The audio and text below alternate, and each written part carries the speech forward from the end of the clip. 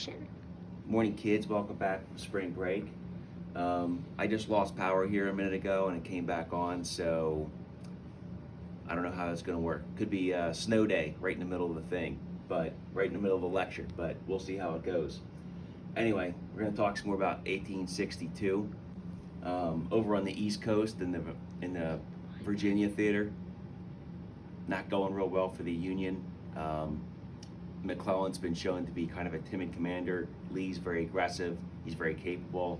Also, Stonewall Jackson's over there. He's a very capable commander for the South, but the North's not doing real well. Out west, though, it's a bit of a different story. The Union's doing better out west. They've got better leaders.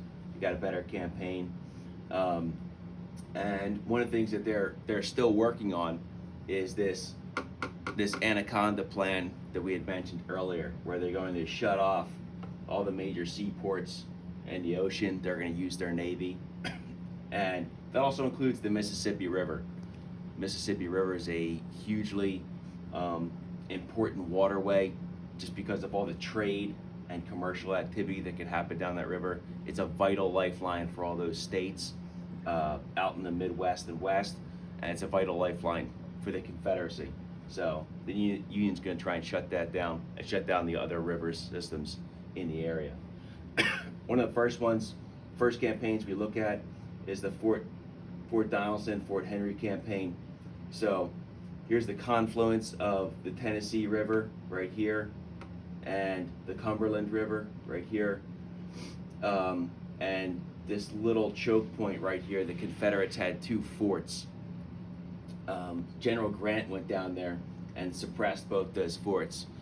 He used gunboats, which were some of the big paddle boats that you would see, like riverboat gamblers on. They would put cannons on those things and launch shells and stuff into the city and blow things up.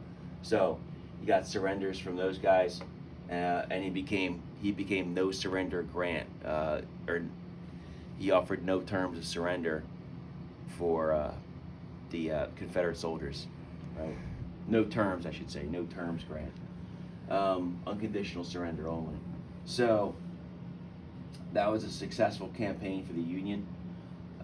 He's going to move further down here, and he's going to push in towards Shiloh. That wasn't an objective for him, but it became a battlefield. The objective, we mentioned before, some of the new technology is railroads, and he had an objective of a railroad junction down here in Mississippi. But as he's moving down, he crosses the Tennessee River. He's on the other side of the river, and he thinks he's just going to push in and he's going to get the Confederates, but didn't happen that way. The Confederates didn't sit back and wait for him. They came out and went after him. So they ended up having this huge battle of Shiloh. He was caught by surprise. The Confederates swarmed on him pretty quickly. Wasn't ready for it, but General Grant is he's a pretty cool character. He doesn't get ruffled too easily, and he just stayed in the fight. He didn't run away. Other reinforcements came, and eventually he's going to win that battle.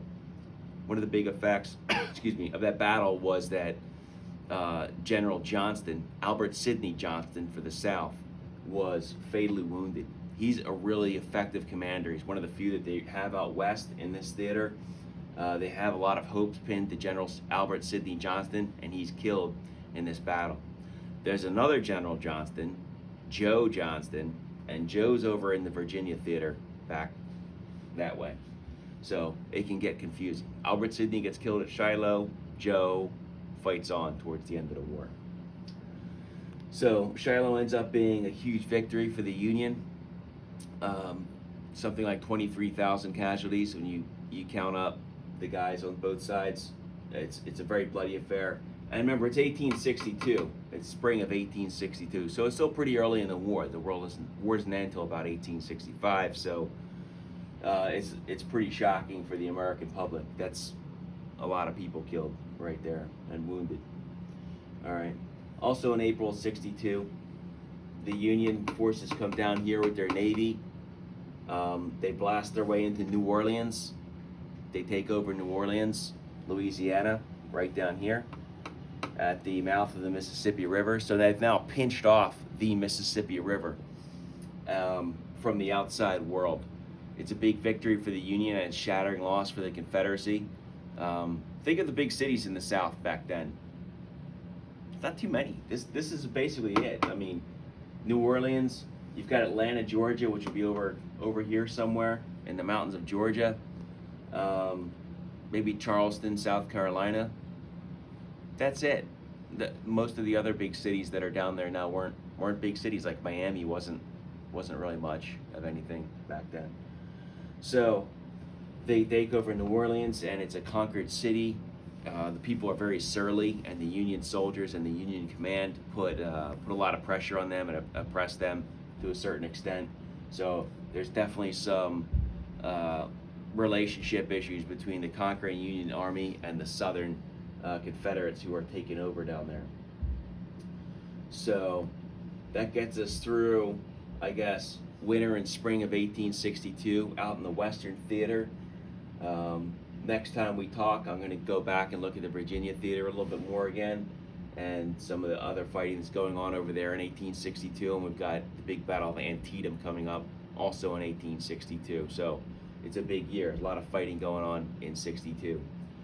All right, so that's it for today. Have a good day. It's raining out right now, so I guess you can't go out, but hopefully you had a nice spring break, and that's going to be it.